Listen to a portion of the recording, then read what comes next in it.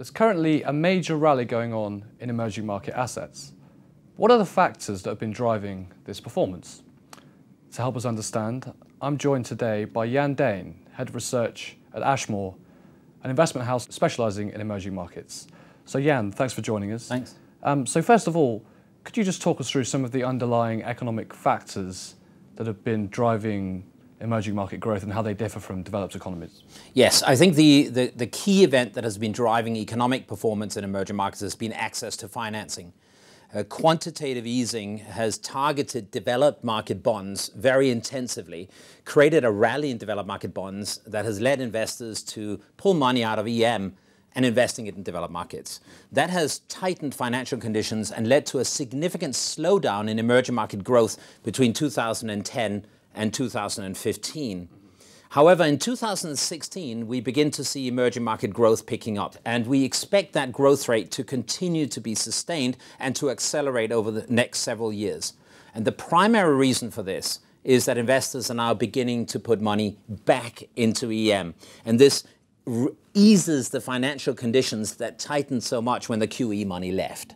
And that's really quite key to getting the growth rates up and running again. And that process has now begun. And in terms of financial markets and for bond investors, for specialist investors in emerging markets, how much is this driven by growth, as we can see here, and how much is this driven by technical factors like central bank purchases, which you touched on earlier?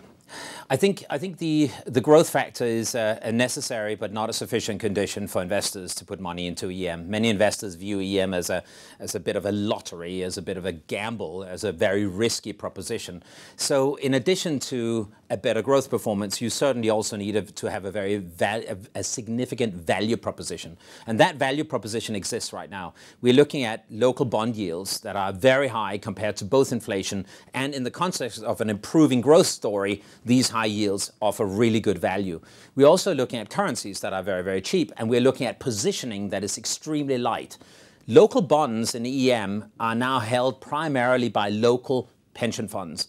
And when foreigners start buying them, because they are now the best performing part of global fixed income, to buy them, you need to put money back into EM. That then begins to ease the financial conditions, and that reinforces the growth pickup that we've already started seeing last year.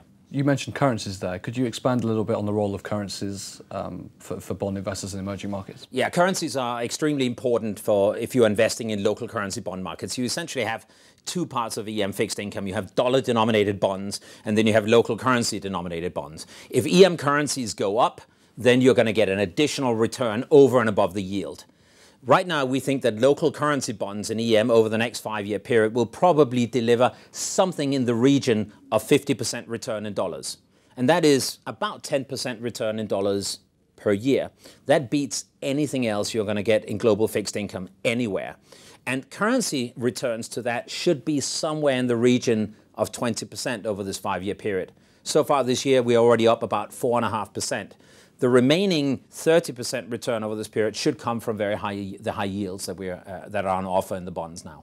And on subjects of central bank buying, this has been almost entirely targeted developed economy debt. Yes. To what extent are emerging market bonds insulated from the effects of Federal Reserve, European Central Bank policy, and to what effect are they vulnerable, as perhaps we saw in the taper tantrum a few years ago? Yes, absolutely. It's a good question. I don't think the biggest risk to EM right now comes from central banks, partly because I do not think that it's likely that we're going to see very draconian changes in interest rates, but also because we actually priced in a full normalization of US monetary policy over the last 5 years.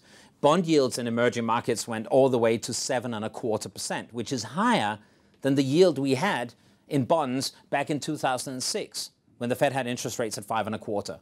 So the question for investors is, when is the Fed going to be back at 5.25% Fed funds rate? And I think that'll take a little while. We've already priced that into local markets.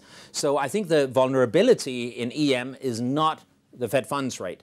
The real vulnerability might be things like global protectionism. And in that respect, I'm quite encouraged that the latest indications from the US is that the US is pulling away marginally from protectionist pressures, because a higher trade barriers in the US could push the dollar up and therefore make local bond markets less attractive at the margin than what they would otherwise be. Okay, great. Well, thanks very much for coming on, Jan. Thanks, Tom. Pleasure.